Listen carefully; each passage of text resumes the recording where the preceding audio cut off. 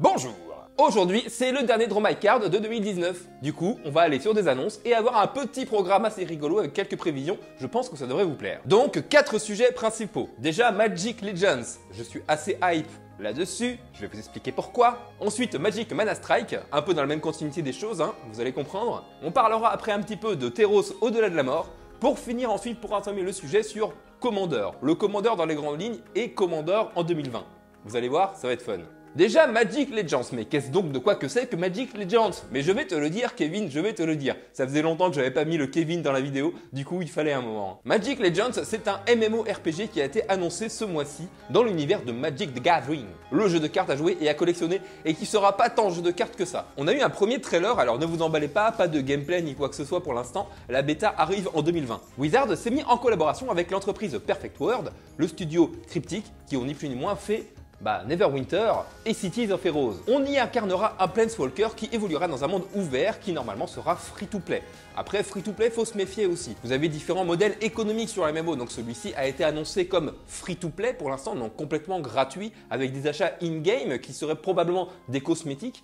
Mais normalement, s'ils font bien la chose, ce ne sera pas du pay to win. C'est-à-dire que tu es obligé de sortir la carte bleue pour pouvoir avancer et gagner dans le jeu. Après, des modèles économiques à abonnement fonctionnent encore à l'heure actuelle sur certains MMO comme WoW par exemple ou FF14. Si je devais donner mon avis personnel, il y a un modèle économique que je trouve extrêmement intéressant, c'est le modèle pay to play. C'est-à-dire que l'on achète le jeu à sa sortie à une cinquantaine, soixantaine d'euros en fonction de l'éditeur et en fonction du jeu que c'est. On a accès à la totalité du jeu et les achats in-game ne vont servir que pour les cosmétiques et ne vont pas permettre d'améliorer notre personnage ou d'avoir une plus-value en termes de power creep beaucoup plus évoluée par rapport aux autres qui ne payent pas. À partir de là, on achèterait uniquement les extensions qui pourraient donner accès à de nouvelles classes, à de nouvelles zones à explorer.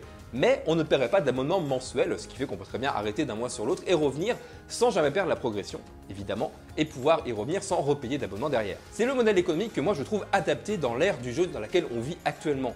Il faut savoir qu'une grosse partie des jeux qui fonctionnent à l'heure actuelle sont les jeux free-to-play, sont les jeux complètement gratuits, / les jeux mobiles. Et du coup, le MMO a un peu de mal à se faire une place dans ce modèle économique-là. Alors évidemment, on retrouve des MMO sur smartphone ou sur tablette par exemple, mais c'est complètement différent. L'auto-walk par exemple, le principe que notre personnage va marcher tout seul et va aller faire sa quête tout seul, n'a rien à voir en termes d'expérience de jeu qu'avec un MMO un peu pur et dur. N'est-ce pas les puristes? Oui, je m'adresse à toi, petit puriste derrière ton écran qui a à peu près le même âge que moi. Toi aussi, tu as connu... Bref, vous pouvez déjà vous inscrire pour la bêta qui aura lieu courant 2020 sur Magic Legends. Ça me fait une excellente transition pour parler de Mana Strike. Le principe de Mana Strike, c'est un jeu revisité en 3D dans l'univers de Magic the Gathering, dans lequel on évoluera non pas avec un deck de manière classique comme ce qu'on connaît dans le jeu actuellement, mais on a accès à une réserve d'unités qui nous permet d'évoluer dans le jeu. Je vous avoue que je n'ai pas du tout testé le jeu parce que le jeu mobile en soi ne m'intéresse pas tant que ça pour le moment, parce que j'aime beaucoup trop Magic tel qu'il est, hein, voilà. Hashtag vieux mec. Hashtag vieux mec.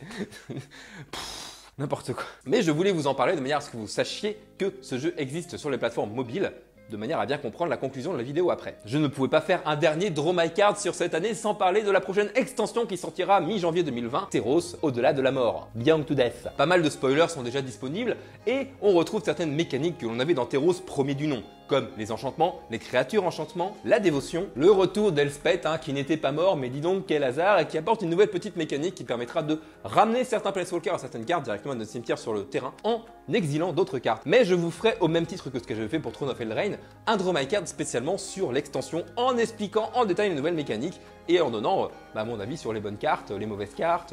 Et puis on en débat en commentaire, c'est là pour ça, évidemment. Et ça va faire extrêmement du bien en format standard qui commence à tourner un petit peu en rond, je trouve, post-Banoko. Et enfin, les petites prévisions pour 2020, je voulais parler du format Commander. Alors, certains aiment le format Commander, d'autres n'aiment pas, mais on ne peut pas fermer les yeux et personne ne peut nier le fait que le Commander est extrêmement considéré par Wizard en ce moment. La preuve en est, un petit planning qui va bien sur tout ce qui va sortir en termes de commandement. En janvier, on va avoir un maximum de commandants de dispo avec 5 préconstruits et tout au long de l'année 2020, on va avoir à chaque sortie d'extension notable notre lot de commandants / de préco-commandeurs. Et fin 2020, on aura Commander Legends qui sera une extension concentrée uniquement sur le Commander, qui sera une extension draftable avec un maximum de contenu pour le Commander. Ouais, je suis assez hype parce que je t'avoue que le format Commander, c'est un truc que j'aime bien. Pour conclure sur ce petit Draw My Card, je voulais mettre le doigt sur quelques petits points. On s'aperçoit énormément que sur cette dernière année et sur les prévisions qui vont arriver en 2020, beaucoup de choses bougent dans Magic. Magic n'est plus qu'un simple jeu de cartes. Magic n'est plus que l'un des gros pionniers du TCG mondial.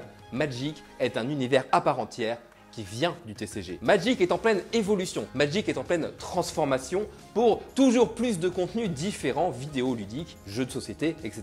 etc. Pourquoi? Et bien parce qu'on va les retrouver déjà dans des plateformes différentes, comme je vous l'ai annoncé déjà dans d'autres vidéos, la série qui va sortir, Magic Legends, le fait que le jeu arrive aussi sur des plateformes mobiles de plus en plus, et bien on s'aperçoit que Wizard adapte vraiment son concept de jeu à toutes les plateformes possibles et inimaginables. Alors certes, commercialement c'est intéressant aussi, faut quand même se l'avouer, mais se lancer dans un projet de MMO en 2020, et ben c'est quand même sacrément culotté. Magic est en pleine transformation. Magic the Gathering devient un univers à part entière, ainsi qu'une base très solide, stratégique et historique de manière à pouvoir développer énormément de concepts de jeu et à toucher un maximum de public. Et ça, c'est bien. Ce n'est que mon avis personnel et mon analyse personnelle, bien évidemment sans rentrer dans tous les gros détails, sinon cette vidéo durerait beaucoup plus longtemps. Si jamais tu as quelque chose à dire par rapport à ça et que tu n'es pas d'accord ou que tu es d'accord et que tu veux qu'on en débatte, encore une fois les commentaires de la vidéo sont là pour ça. Sur ce, je te remercie d'avoir regardé cette vidéo, tu peux t'abonner à la chaîne, partager la vidéo un maximum partout où tu peux, et moi je te dis joyeux Noël et surtout n'oublie pas, la magie n'est jamais finie, un maximum de love.